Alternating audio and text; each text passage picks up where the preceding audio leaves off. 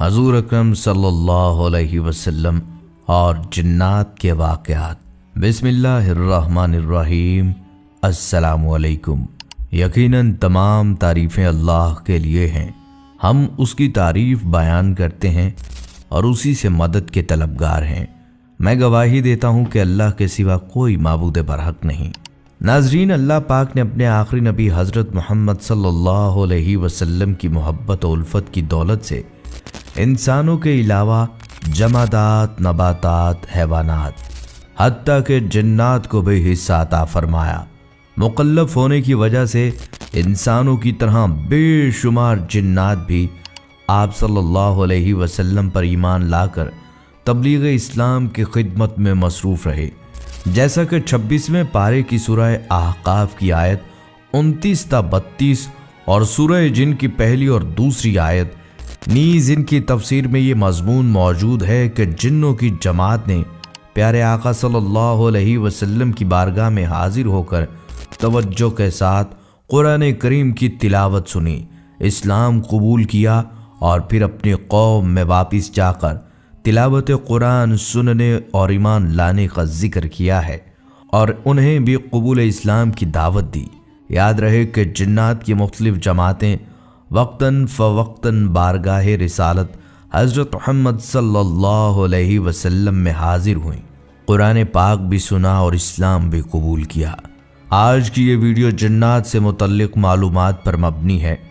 آج کی اس ویڈیو میں ہم آپ کو جنات کی تخلیق اور مختلف جنات کی آقا دو جہاں پیارے آقا حضرت محمد صلی اللہ علیہ وسلم سے ملاقات اور قبول اسلام کے متعلق بتائیں گے۔ اس کے علاوہ مسجد جن کا تاریخی پس منظر بھی بیان کریں گے۔ جنات سے متعلق کچھ اسلامی حقائق بھی آپ کو بتائیں گے۔ ویڈیو بہت ہی دلچسپ ہونے والی ہے، لہٰذا ویڈیو کو سکپ نہ کیجیے گا۔ ناظرین، قبول اسلام کے علاوہ جنات کے ایسے بھی واقعات ہیں جو ان کی حضور اکرم صلی اللہ علیہ وسلم سے عشق و محبت، قلبی وابستگی کا واضح پتہ دیتے ہیں۔ کبھی یوں ہوا کہ بارگاہ رسالت میں یہ جنات اپنے معاملات کا فیصلہ کروانے حاضر ہوئے تو ان کا فیصلہ فرمایا۔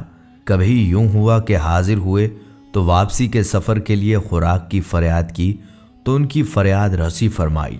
کبھی یوں ہوا کہ حضرت نوح علیہ السلام کے ہاتھ پر توبہ کرنے اور کئی انبیاء اکرام علیہ السلام کی صحبتیں پانے والا ابلیس کا پڑپوتا حامہ حاضر ہوا اور حضرت عیسیٰ علیہ السلام کا سلام بارگاہ رسالت میں پیش کرنے کے بعد قرآن مجید سیکھنے کا خواستگار ہوا تو آپ صلی اللہ علیہ وسلم نے اسے چند صورتیں سکھانے کے بعد آئندہ بھی اسے اپنی ملاقات کے لیے آتے رہنے کی تاکید فرمائی۔ کبھی یوں ہوا کہ ہجرت کے موقع پر شان مصطفیٰ اور شان صدیقی میں قصیدہ گوئی کرتے ہوئے مقام ہجرت کی نشاندہی کی اور یوں حضور صلی اللہ علیہ وسلم کی نشان منزل سے بے خبر عاشقان مصطفیٰ کی تسلی کا ساماں کیا۔ کبھی ذکر مصطفیٰ کے چرچے کیے تو کبھی گستاخان رسول کو کیفر کردار تک پہنچا کر نرالے انداز میں اسلام اور بانی اسلام خیر الانام حضرت محمد صلی اللہ علیہ وسلم کی صداقت کا پرچار کیا۔ ناظرین، حضرت عبد الرحمن بن عوف رضی اللہ تعالیٰ عنہ سے مروی ہے کہ نبی صلی اللہ علیہ وسلم کی ولادت شریف ہوئی تو جبل ابو قیس اور حجون کے پہاڑوں پر چڑھ کر جنات نے ندا کی۔ حجون پہاڑ کے جن نے یہ ندا کی، میں قسم کھاتا ہوں کہ نہ تو کسی انسانی عورت نے ایسی شان پائی جیسی آمنہ زہرا کو ملی اور نہ کسی عورت نے ایسی شان و شوکت اور قابل فخر صفات والا بچہ جنا جو آمنہ کے ہاں پیدا ہوا۔ یہ حضرت احمد صلی اللہ علیہ وسلم تمام قبائل میں سب سے افضل ہیں۔ والدہ اور ان کے صاحبزادے دونوں ہی قابل عزت اور واجب الاحترام ہیں۔ اور جبل ابو قیس پر موجود جن نے یوں صدا کی، آئے بطحا یعنی مکہ مکرمہ کے مقینوں، حقیقت ماننے میں غلطی مت کرنا اور روشن عقل سے اس حقیقت کو واضح کر لینا کہ قبیلہ بنو زہرہ جو زمانوں سے تمہاری ہی نسل سے تھے اور آج بھی تمہارے سامنے ہیں، اس نسل کے گزرے ہوئے اور موجود تمام لوگوں میں سے یا غیروں میں سے ہی صحیح، لیکن کوئی ایک خاتون ایسی دکھا دو جس نے نبی کریم صلی اللہ علیہ وسلم جیسا پاک باز جنا ہو۔ ناظرین، حضور اکرم صلی اللہ علیہ وسلم کی علل اعلان دعوت اسلام پر رؤسائے کفار بپھر گئے اور آپ صلی اللہ علیہ وسلم کو جادوگر اور جھوٹا مشہور کرنے کا منصوبہ بنا لیا۔ البتہ جب اپنے ساتھی ولید سے رائے لی تو اس نے اظہار رائے کے لیے 3 دن کی مہلت مانگی اور گھر چلایا۔ اس کے گھر سونے چاندی کے 2 بت تھے جنہیں اس نے جواہرات اور قیمتی لباس پہنا کر کرسیوں پر بٹھا رکھا تھا۔ اس نے 3 دن مسلسل ان کی خوب عبادت کرنے کے بعد نہایت ہی گڑ گڑا کر اپنے بت سے کہا، میری بے لوث عبادت کا واسطہ مجھے بتاؤ کہ محمد سچے ہیں یا نہیں۔ اسی وقت ایک شیطانی جن ایک بت کے اندر گیا، بت میں حرکت آیا اور بولا، محمد نبی نہیں، ہرگز ان کی تصدیق مت کرنا۔ ولید خوش ہو گیا اور اس نے دوسرے کافروں کو بھی بلا کر بت کی بکواس سنائی۔ پھر ان بدبختوں نے بڑے مجمع کا احترام کر کے سرکار دو عالم صلی اللہ علیہ وسلم کو بھی بلوایا، اپنے بت کو مختلف رنگوں کا لباس پہنایا۔ آپ صلی اللہ علیہ وسلم حضرت ابن مسعود رضی اللہ تعالیٰ عنہ کو ساتھ لے کر تشریف لائے۔ کفار نے بت کو سجدہ کیا۔ پھر ولید نے بت سے کہا، میرے معبود، تو محمد صلی اللہ علیہ وسلم کے بارے میں اظہار خیال کر۔ بت نے آپ صلی اللہ علیہ وسلم کے بارے میں نازیبہ باتیں کی۔ آپ صلی اللہ علیہ وسلم وہاں سے اٹھ کر تشریف لے گئے۔ راستے میں سبز لباس میں ملبوس ایک سوار ملا۔ اس کے ہاتھ میں ننگی تلوار تھی جس سے خون ٹپک رہا تھا۔ سوار گھوڑے سے اترا اور نہایت ادب سے سلام کیا اور بتایا، میرا نام مہین بن ابہر ہے، کوہ طور پر میرا گھر ہے۔ میں نے نوح علیہ السلام کے زمانے میں اسلام قبول کیا۔ میں سفر میں تھا، وطن واپسی ہوئی تو گھر پہنچنے پر زوجہ نے روتے ہوئے بتایا کہ مظفر نامی جن نے آپ صلی اللہ علیہ وسلم کی گستاخی کی ہے۔ میں اسی وقت اس کے تعقب میں نکلا۔ صفا و مروہ کے درمیان وہ مجھے مل ہی گیا۔ میں نے وہیں اس کا سر اتار دیا۔ یہ رہا اس کا سر، اور وہ خود کتے کی صورت میں وہاں مرا پڑا ہے۔ رسول اللہ صلی اللہ علیہ وسلم اس کی باتیں سن کر خوش ہوئے۔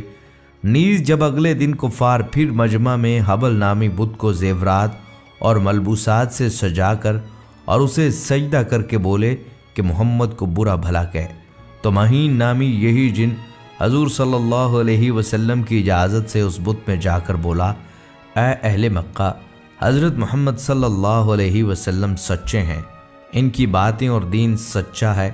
یہ تمہیں باطل کی جگہ دین حق اپنانے کی دعوت دیتے ہیں، جبکہ تم اور تمہارے بت باطل اور جھوٹے ہیں، خود کو گمراہ اور دوسروں کو گمراہ کرنے والے ہو۔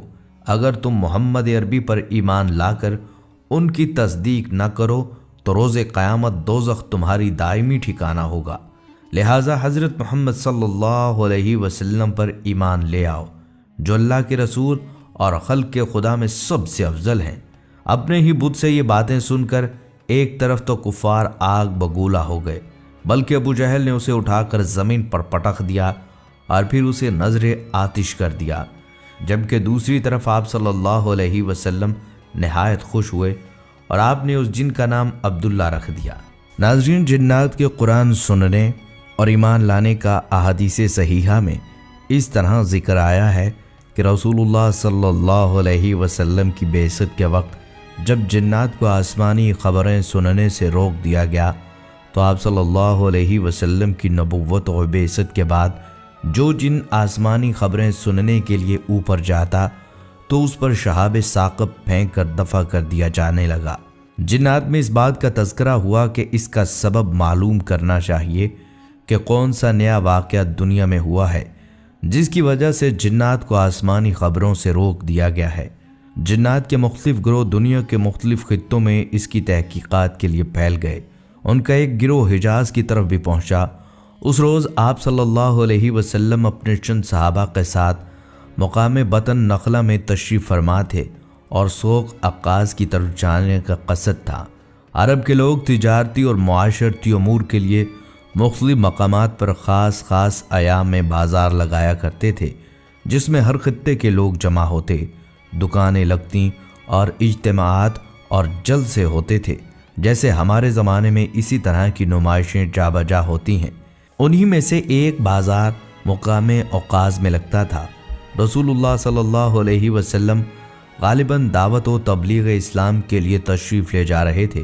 اس مقام بطن نخلہ میں آپ صلی اللہ علیہ وسلم صبح کی نماز پڑھا رہے تھے کہ وہ جنات یہاں پہنچے، قرآن مجید سن کر کہنے لگے کہ بس وہ نئی بات یہی ہے جو ہمارے اور آسمانی خبروں کے درمیان حائل ہوئی ہے۔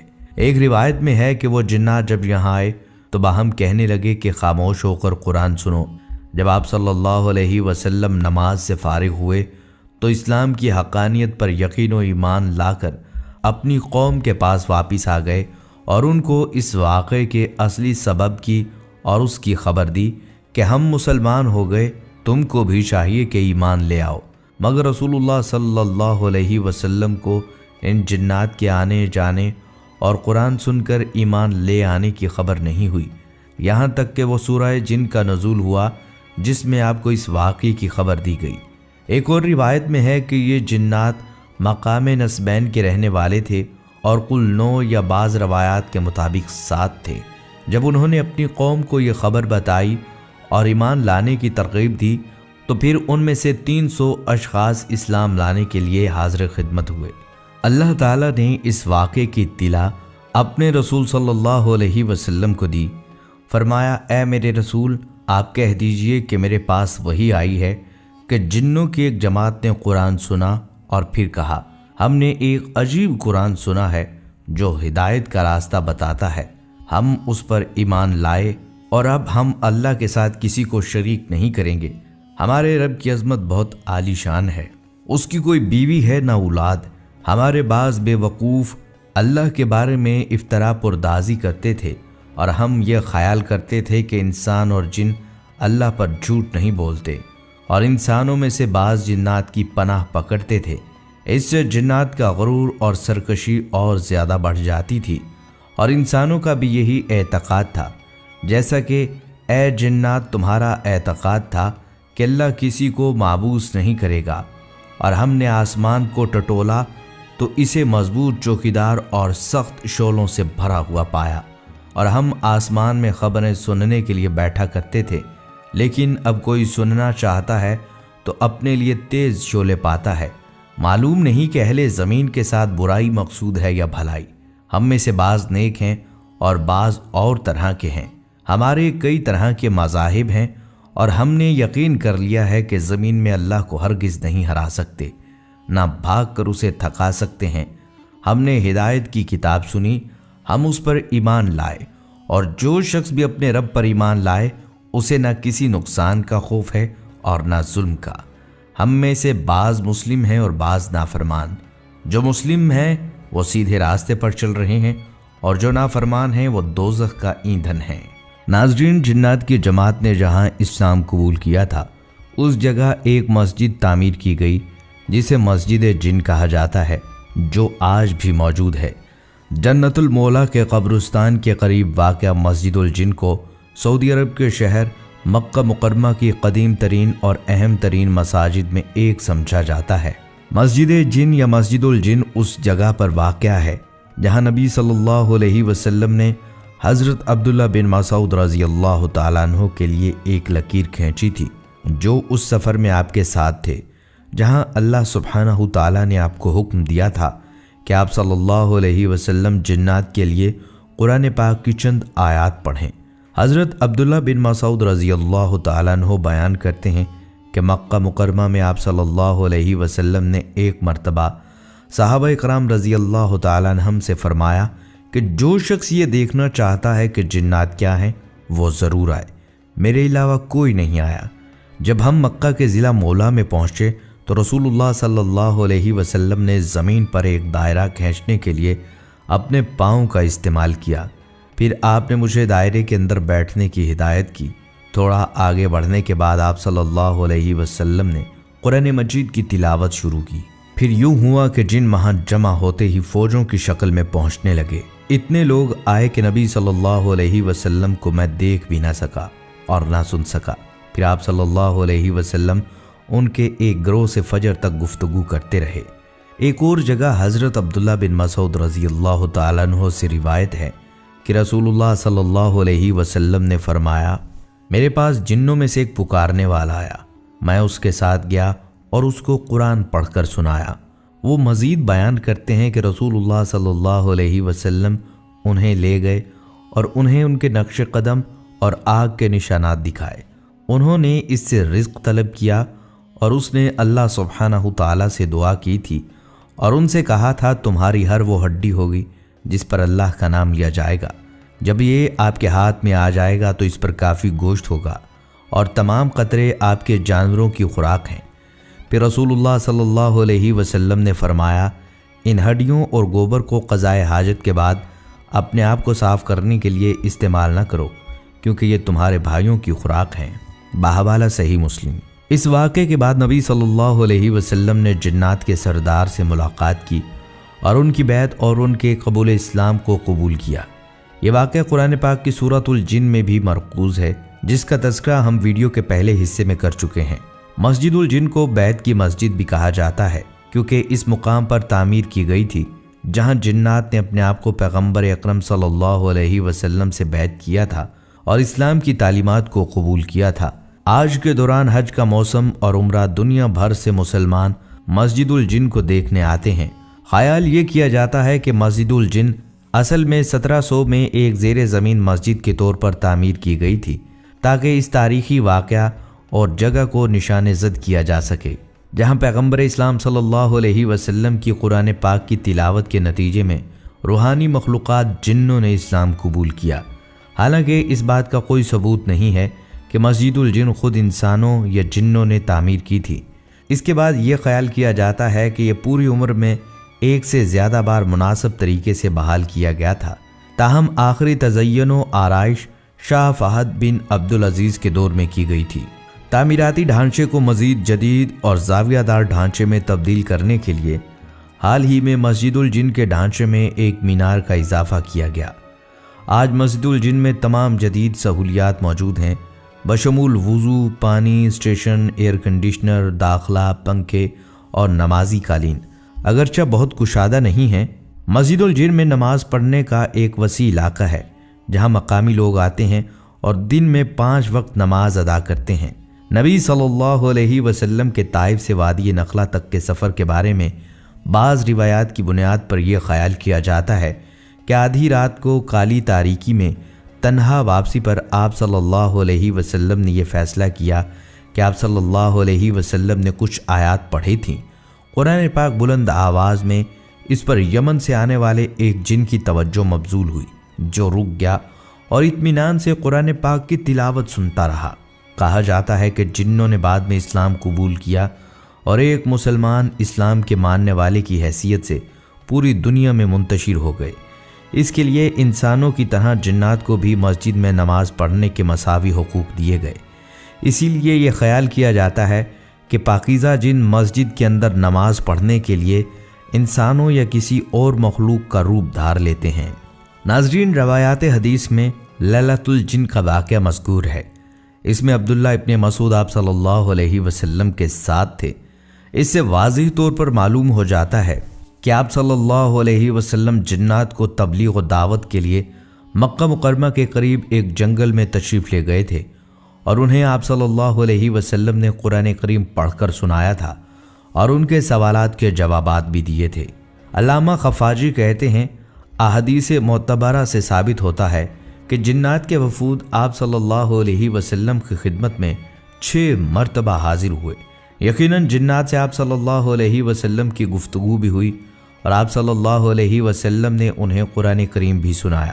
عبداللہ بن مسعود، زبیر، عبداللہ بن عباس اور حسن بصری، سعید بن جبیر، زر بن جبیش، مجاہد، اقرمہ اور دوسرے بزرگوں سے منقول ہے، وہ سب اس بات پر متفق ہیں کہ جنوں کی پہلی حاضری کا واقعہ بطن نخلہ میں پیش آیا، اور ابن اسحاق، ابو نعیم اصفہانی اور واقدی کا بیان ہے کہ یہ اس وقت کا واقعہ ہے جب نبی صلی اللہ علیہ وسلم طائف سے مایوس ہو کر مکہ معظمہ کی طرف واپس ہوئے تھے۔ راستے میں آپ نے نخلا میں قیام کیا۔ وہاں عشاء یا فجر یا تہجد کی نماز میں آپ قرآن مجید کی تلاوت فرما رہے تھے کہ جنات کے ایک گروہ کا ادھر سے گزر ہوا اور وہ آپ کی قرات سننے کے لیے ٹھہر گیا۔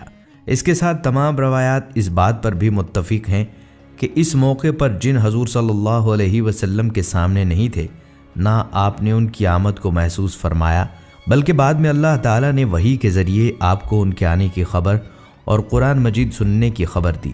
ناظرین، یہاں آپ کو جنات کی دعوت اسلام کا ایک واقعہ بھی سناتے چلیں۔ ایک دن حضرت عمر خطاب رضی اللہ تعالیٰ عنہ بیٹھے ہوئے تھے کہ ان کے پاس ایک آدمی گزرا۔ کسی نے پوچھا، اے امیر المومنین، کیا آپ اس گزرنے والے کو جانتے ہیں؟ حضرت عمر رضی اللہ تعالیٰ عنہ نے پوچھا، یہ کون ہے؟ لوگوں نے کہا، یہ حضرت سواد بن قارب رضی اللہ تعالیٰ عنہ ہیں، جنہیں ان کے پاس آنے والے جن نے حضور صلی اللہ علیہ وسلم کی بعثت کی خبر دی تھی۔ چنانچہ حضرت عمر رضی اللہ تعالیٰ عنہ نے پیغام دے کر انہیں بلایا اور فرمایا، کیا آپ سواد بن قارب ہیں؟ انہوں نے ہاں میں جواب دیا تو حضرت عمر رضی اللہ تعالیٰ عنہ نے فرمایا، کہ تم زمانہ جاہلیت میں کہانت کا کام کرتے تھے؟ اس پر حضرت سواد رضی اللہ تعالیٰ عنہ کو غصہ آ گیا اور کہا، امیر المومنین، جب سے میں مسلمان ہوا ہوں کبھی کسی نے میرے منہ پر ایسی بات نہیں کی۔ حضرت عمر رضی اللہ تعالیٰ عنہ نے کہا، سبحان اللہ، ہم تو جاہلیت میں شرک پر تھے اور یہ شرک تمہاری کہانت سے زیادہ برا تھا۔ تمہارے تابع جن نے حضور صلی اللہ علیہ وسلم کی بعثت کی جو خبر دی تھی وہ مجھے بتاؤ۔ حضرت عمر رضی اللہ تعالیٰ عنہ کی فرمائش پر حضرت سواد رضی اللہ تعالیٰ عنہ نے اپنا تفصیل سے واقعہ سناتے ہوئے عرض کیا، اے امیر المومنین رضی اللہ تعالیٰ عنہ، ایک رات میں لیٹا ہوا تھا اور بیداری اور نیند کی درمیانی حالت میں تھا۔ میرے پاس ایک جن آیا اور مجھے پاؤں مار کر کہتا، اے سواد بن قارب، اٹھ اور میری بات غور سے سن۔ اگر تیرے اندر عقل ہے تو سمجھ لے کہ قریش کی شاخ لوی بن غالب میں ایک رسول معبوس ہوا ہے جو اللہ کی اور اس کی عبادت کی دعوت دیتا ہے۔ مجھے اس بات پر تعجب ہوا کہ جنات حق کو تلاش کر رہے ہیں اور سفید اونٹوں پر کجاوے باندھ کر ہر طرف کا سفر کر رہے ہیں۔ یہ سب ہدایت حاصل کرنا چاہتے تھے، لہٰذا تم سفر کر کے اس ہستی کے پاس جاؤ جو بنی ہاشم میں چیدہ اور عمدہ ہیں، اور ہدایت میں پہلو کرنے والا دیر کرنے والے کی طرح نہیں ہوگا بلکہ اس سے افضل ہوگا۔ میں نے اس جن سے کہا، مجھے سونے دو، مجھے شام سے بہت نیند آ رہی ہے۔ اگلی رات وہ میرے پاس آیا اور اس نے مجھے پاؤں مار کر پھر گزشتہ رات والی ساری بات بتائی۔ اسی طرح مسلسل 3 راتیں وہ جن مجھے آ کر بتاتا رہا۔ چنانچہ میں اٹھا اور میں نے کہا، اللہ تعالیٰ نے میرے دل کو جانچ لیا ہے، یعنی جن کی بات صحیح ثابت ہوئی، اور میں اونٹنی پر سوار ہو کر چل دیا۔ پھر میں مدینہ آیا تو وہاں حضور صلی اللہ علیہ وسلم اپنے صحابہ کرام کے ساتھ تشریف فرما تھے۔ میں نے قریب جا کر عرض کیا، میری درخواست بھی سن لیں۔ آپ صلی اللہ علیہ وسلم نے فرمایا، کہو۔ میں نے یہ اشعار پڑھے۔ ابتدائی رات کا کچھ حصہ گزر جانے کے بعد اور میرے کچھ سو لینے کے بعد مجھے سرگوشی کرنے والا جن میرے پاس 3 رات تک آتا رہا، اور جہاں تک میں نے اسے آزمایا وہ جھوٹا نہیں تھا۔ وہ ہر رات مجھ سے یہی کہتا کہ تمہارے پاس ایک رسول آیا ہے جو قبیلہ لوی بن غالب سے ہے۔ اس پر میں نے سفر کی مکمل تیاری کر لی اور تیز رفتار والی اونٹنی مجھے لے کر ہموار اور وسیع میدانوں میں چلتی رہی۔ میں گواہی دیتا ہوں کہ اللہ کے سوا کوئی چیز عبادت کے لائق نہیں، اور آپ صلی اللہ علیہ وسلم ہر بات کے بارے میں قابل اعتماد ہیں۔ اور اے قابل احترام اور پاکیزہ لوگوں کے بیٹے، آپ صلی اللہ علیہ وسلم تک پہنچنے کے لیے تمام رسولوں میں سب سے زیادہ قریبی وسیلہ ہیں۔ اے روئے زمین پر چلنے والے سب سے اچھے انسان، آپ صلی اللہ علیہ وسلم ہمیں ان تمام اعمال کا حکم فرمائیں جو آپ صلی اللہ علیہ وسلم کے پاس اللہ کی طرف سے آ رہے ہیں۔ ہم ان اعمال کو ضرور کریں گے، چاہے اعمال کی محنت میں ہمارے بال سفید ہو جائیں۔ آپ صلی اللہ علیہ وسلم اس دن کے لیے میرے سفارشی بن جائیں جس دن آپ صلی اللہ علیہ وسلم کے علاوہ اور سفارشی سودا بن قارب کے کام نہیں آ سکتا۔ میرے یہ اشعار سن کر آپ صلی اللہ علیہ وسلم اور تمام صحابہ کرام بہت خوش ہوئے اور ان سب کے چہروں سے خوشی عیاں ہونے لگی۔ ये किस्सा सुनकर हज़रत उमर रज़ी अल्लाह ताला अन्हु हज़रत सवाद रज़ी अल्लाह ताला अन्हु से लिपट गए और फरमाया, मेरी दिली ख्वाहिश थी कि मैं तुमसे ये सारा किस्सा सुनूं, क्या अब भी वो जिन तुम्हारे पास आता है? हज़रत सौदा रज़ी अल्लाह ताला अन्हु ने फरमाया, जब से मैंने कुरान पढ़ना शुरू किया है वो नहीं आया और उसकी जगह अल्लाह की किताब नेमुल बदल है। फिर हज़रत उमर रज़ी अल्लाह ताला अन्हु ने फरमाया, हम एक दिन कुरैश के कबीला आले दरीख में थे। उन्होंने अपना बछड़ा ज़बह किया। कसाब उसका गोश्त बना रहा था कि इतने में हम सब ने बछड़े के पेट में से आवाज़ सुनी और बोलने वाली कोई चीज़ हमें नज़र नहीं आ रही थी। वो ये कह रहा था, ए आले दरीख, ये कामयाबी वाला काम है। एक और पुकारने वाला फसी ज़ुबान में ये ऐलान कर रहा था कि वो इस बात की गवाही देता है कि अल्लाह के सिवा कोई माबूद नहीं। ख़वातीनो हज़रात, जिन्नात पर बहस करते वक्त इनमें सबसे ज़्यादा बदनाम शैतान का जिक्र करना ज़रूरी है, जिसे इब्लीस भी कहा जाता है। शैतान इस्लामी तालीमात में एक अहम किरदार अदा करता है क्योंकि इसे इंसानों के लिए बुराई और फितना का बुनियादी ज़रिया समझा जाता है। शैतान शुरू में अल्लाह की इबादत करने वाला था और जिन्नात में एक आला मुकाम रखता था। ताहम जब अल्लाह ने हज़रत आदम अलैहिस्सलाम को पैदा किया और तमाम फरिश्तों और जिन्नों को उनके आगे सजदा करने का हुक्म दिया, तो शैतान ने गरूर और तकब्बुर की वजह से अपने आप को मट्टी से पैदा होने वाले इंसानों से बरतर समझते हुए इनकार कर दिया। अल्लाह ने फिर शैतान को अपनी रहमत से निकाल दिया और शैतान ने क़यामत तक इंसानों को गुमराह करने का अहद किया। शैतान का बुनियादी मकसद इंसानों को राह रास्त से हटाना, गुमराह करना और गुनाहों और अल्लाह की नाफरमानी करना था। उसको हासिल करने के लिए वो मुख्तलिफ हरबे इस्तेमाल करता है, जैसे बुरे ख्यालात, वसवसा, शकूक व शुबहात को भड़काना और इंसानी ख्वाहिशात और कमज़ोरियों की तरफ राग़िब करना। मुसलमानों के लिए ये ज़रूरी है कि वो शैतान की चालों से बाखबर रहें और उसके असर से मुसलसल अल्लाह की पनाह मांगे। उसकी सरकश फितरत और इंसानों से दुश्मनी के बावजूद शैतान का वजूद एक इलाही मकसद को पूरा करता है। शैतान की तरफ से लाहक फितनों और आजमाइशों पर काबू पाकर ही इंसान रूहानी तौर पर तरक्की कर सकता है, अपने ईमान को मजबूत बना सकता है और बिलाखिर अल्लाह का कुर्ब हासिल कर सकता है। शैतान के वसवसों का मुकाबला करने और तलाश करने से अल्लाह की हिदायत मोमिनीन अपनी इबादत में अपनी अक़ीदत और इखलास का मुज़ाहरा कर सकते हैं। आखिर में शैतान को जिन समझना और इंसानों को नेकी से दूर करने में इसका किरदार इस्लामी तालीमात का एक लाजमी पहलू है। उसकी चालों को पहचान कर अल्लाह की पनाह मांग कर मुसलमान उसके असर से अपने आप को बचा सकते हैं और सीधे रास्ते पर चलने की कोशिश कर सकते हैं। नाजरीन, इस्लाम सिखाता है कि मोमिनों को जिन्नों के शर और उनके फितनों से अल्लाह की पनाह मांगनी चाहिए। कुरान मजीद की मखसूस आयात की तिलावत करना, जैसा कि आखिरी दो सूरतें सूरतुल फलक और सूरह नास एक ताकतवर तरीका समझा जाता है। तहफ़्फ़ुज़ तलाश करें। मज़ीद बरा मुसलमानों को नमाज, तिलावत कुरान और उसके नाम की याद के ज़रिए अल्लाह के साथ मज़बूत ताल्लुक़ बरकरार रखने की तरग़ीब दी जाती है, क्योंकि ये आमाल जिन्नों और उनके असर व रसूख के ख़िलाफ़ किसी रूहानी दिफा को मजबूत बनाते हैं, जबकि जिन्नात इस्लामी कायनात का एक लाजमी हिस्सा हैं। लेकिन मुसलमानों के लिए ज़रूरी है कि वो दुनिया में अपने किरदार के बारे में मतवाज़न तफ़हीम को बरकरार रखें। नाजरीन, ये थी हमारी आज की वीडियो। हम उम्मीद करते हैं कि आपको ये वीडियो ज़रूर पसंद आई होगी। अगर आपको ये वीडियो पसंद आई है तो आपसे गुजारिश है आप हमारे चैनल को सब्सक्राइब करें और साथ ही लगे बेल के बटन को भी प्रेस कर लें, ताकि आपके पास हमारी आने वाली मज़ीद मालूमाती वीडियोज़ का नोटिफिकेशन बर वक्त मिलता रहे। सब्सक्राइब के साथ साथ हमारी वीडियो को लाइक भी करें और कीमती राय का इजहार कमेंट्स में ज़रूर करें।